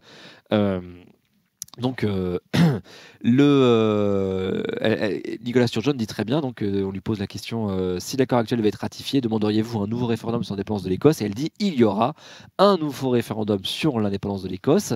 La question, c'est pas s'il y en aura un, mais quand il y en aura un, et qu'elle ne peut pas y répondre tout de suite, qui est d'ailleurs un accord, pas d'accord. Tout ça, en fait, ça changera pas la tenue d'un référendum, mais la date d'un référendum. Donc, attendez-vous à une nouvelle date pour un référendum sur les dépenses de l'Écosse. Donc, une nouvelle, comment dire, alors ce serait contraint à moins l'Union européenne, hein, parce que finalement, si le Royaume-Uni sort, bon, bah, c'est autre chose, quoi. Effectivement, dès qu'on a parlé, la géopolitique de la Manche risque d'être très intéressante dans les décennies qui suivent. Oui, oui, effectivement. Donc, elle croit, Nicolas Sturgeon, que l'indépendance pour l'Écosse est en vue à moyen terme et que les dernières années ont confirmé tous les arguments pour l'indépendance et qu'ils n'ont pas voté pour le Brexit, qu'ils ne veulent pas payer le prix du Brexit. Donc, si Brexit il y a, l'Écosse va donc se battre pour son indépendance. Jusqu'où ira cette bataille je ne sais pas. Est-ce que ça restera dans un cadre démocratique et pacifique? Est-ce qu'il y aurait jusqu'à un soulèvement armé? Je ne sais pas. Mais en tout cas, visiblement, les Écossais ont l'air motivés pour devenir indépendants si le Royaume-Uni quitte l'Union européenne, et ce, quelles que soient les conditions de ce départ britannique, en fait. Et alors, donc, ça m'a donné envie de m'intéresser à qui pourrait être indépendant dans le futur au enfin, hors d'Europe, et en commençant par le Royaume-Uni, où il y a déjà nos amis tu peux enlever la photo de notre ami Nicolas. Hein? C'est une image que tu voulais montrer, ça ou pas? Oui, par contre, la photo, on quitte l'Écosse, donc Nicolas, on lui dire au revoir. Au revoir, Madame Sturgeon. C'était toujours un plaisir d'être à vos côtés. Pays de Galles indépendant, la Lorraine, la Bourgogne. Oui, très bien, Sylvain, voilà. Et donc vous avez alors je ne sais pas comment ça se prononce le gallois, mais le Plaid Cymru, le Party of Wales, qui a une URL qui claque sa mère quand même. Je me disais c'était quoi ce URL? Ils ont l'extension .wales, c'est comme si on avait un .france au lieu du .fr. Et moi je trouve que ça bastonne pas mal quand même. Non, je sais pas, qu'est-ce que tu en penses?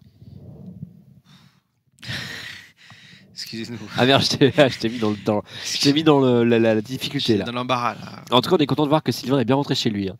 À moins que tu tapotes depuis ta trottinette, ce qui n'est pas très prudent. Le bas peuple, le travail, le patron, lui, est chez lui. Les soutiers sont là, et par contre...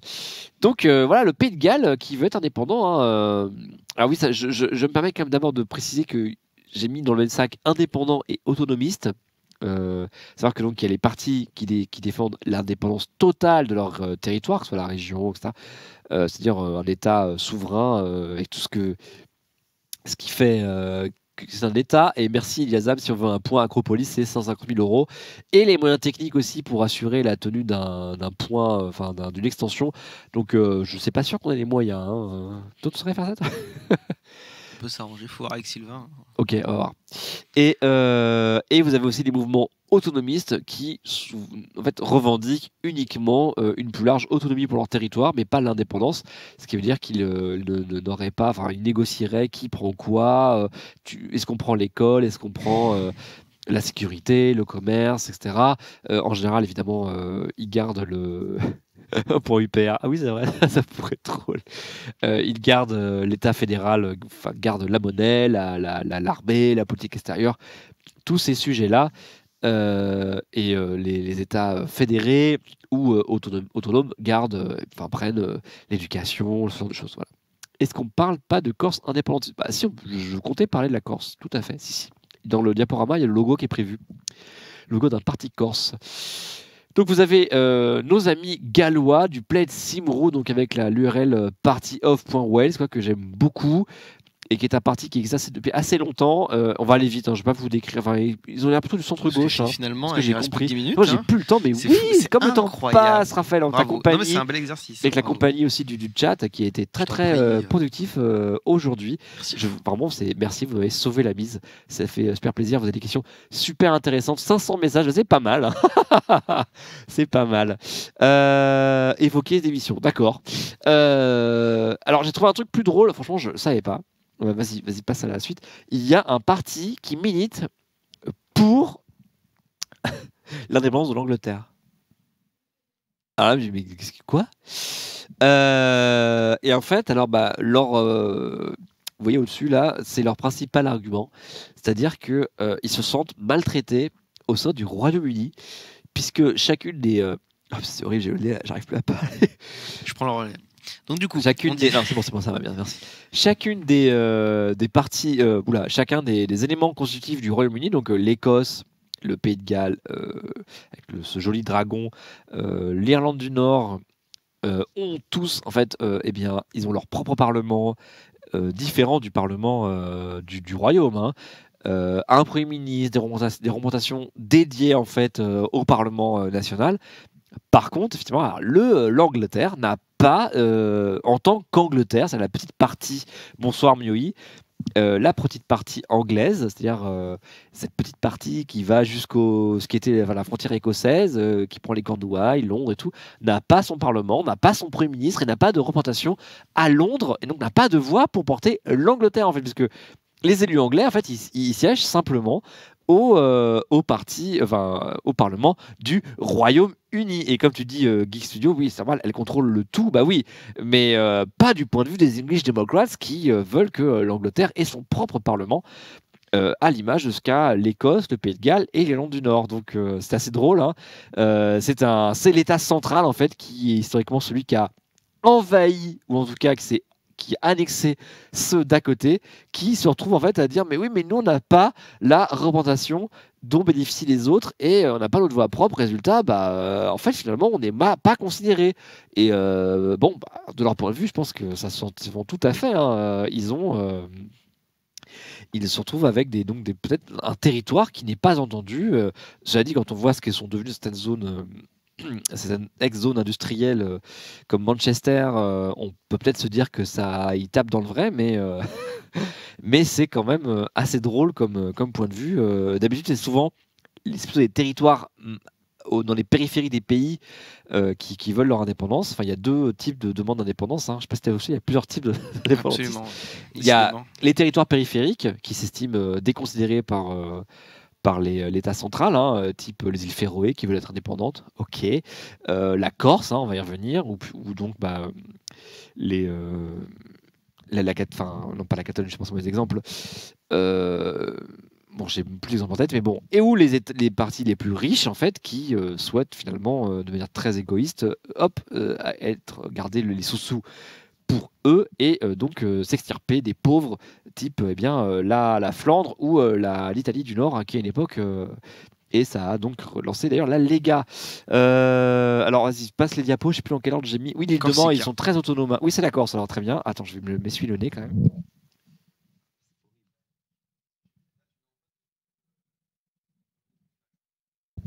Pardon? Ça te me demande pas d'enlever ton image là, quand tu t'es essuyé le nez. Je me suis juste essuyé le nez, ça va, tu vois, je me suis pas mouché, donc ça va. Ok, ça va. Corsica. Le Pays Basque aussi, vous voulez son indépendance? Oui, en Espagne, exactement. Donc en France, le mouvement indépendantiste le plus prononcé et celui surtout qui a le plus de force politique en fait. Hein. Je me suis mouché devant la Corse, c'est ça, c'est un affront. Ouais, d'accord, très bien. Tu es Corse, Geek Studio? Comment ça? Donc oui, parce qu'ils ont 3 députés sur les 4 contre Lille et surtout, ils le contrôlent l'institution, pas l'institution, mais ainsi l'institution du territoire de Corse.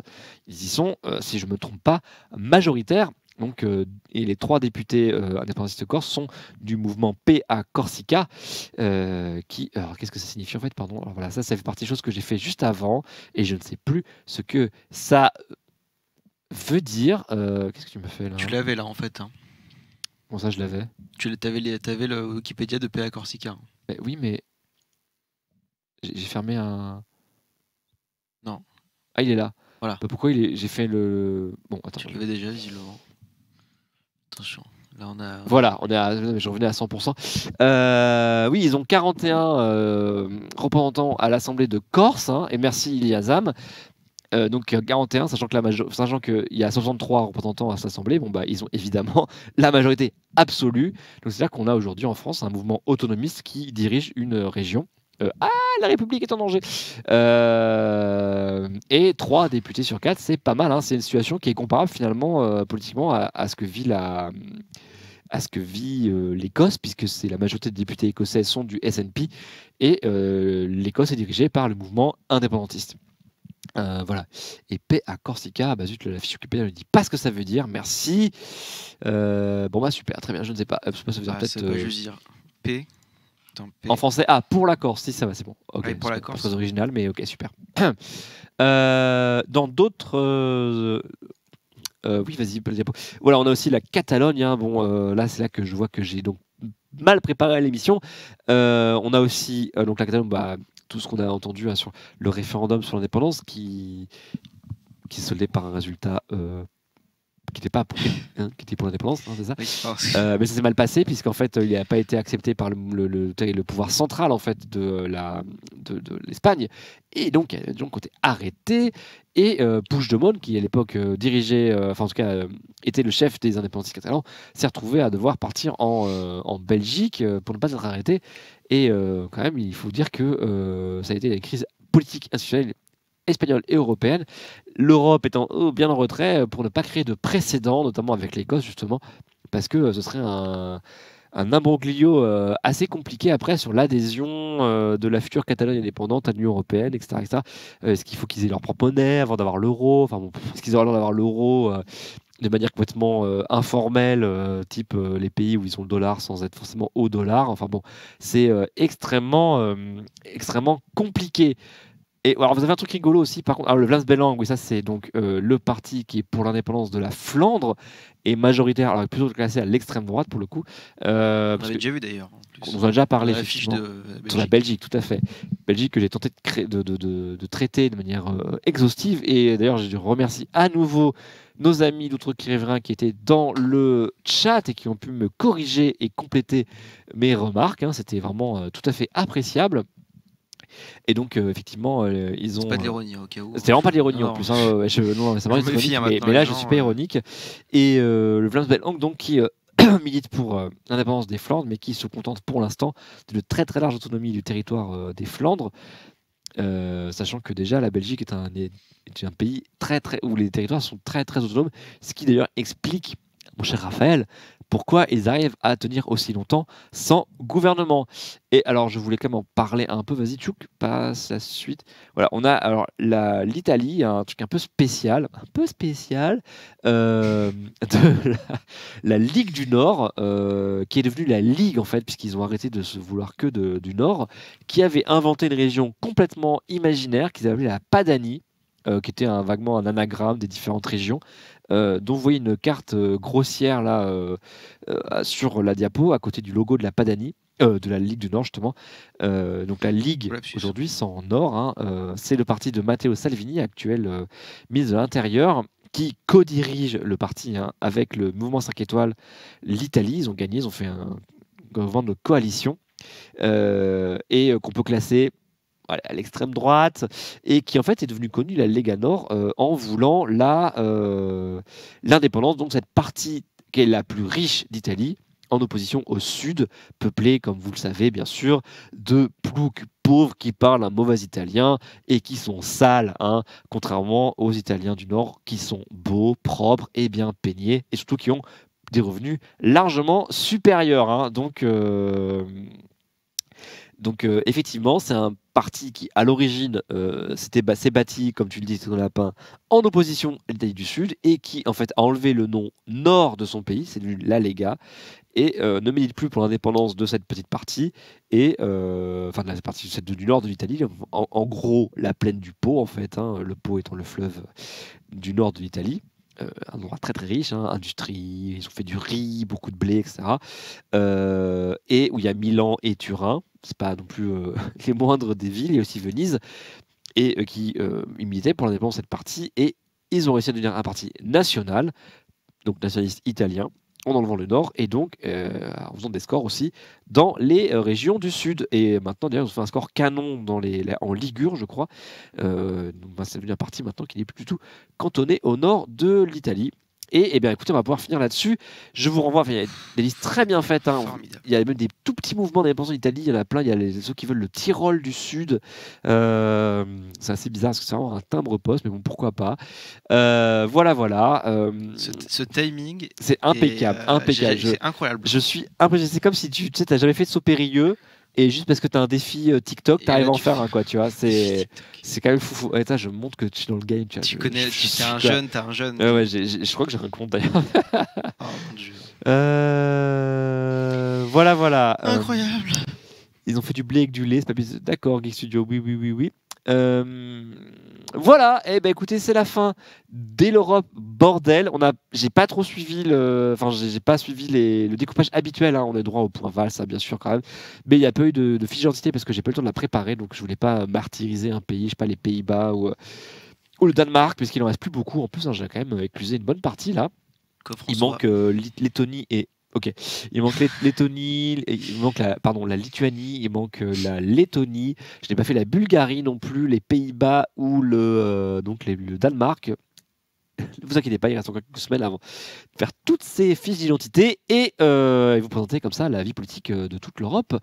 Je vous remercie. Merci donc aux follow, merci aux donateurs là, hein, Jojo, super. Et vous pouvez d'ailleurs même vous abonner quand on n'est pas en ligne, hein, mais faites-le quand même continuer, on peut vous remercier comme ça.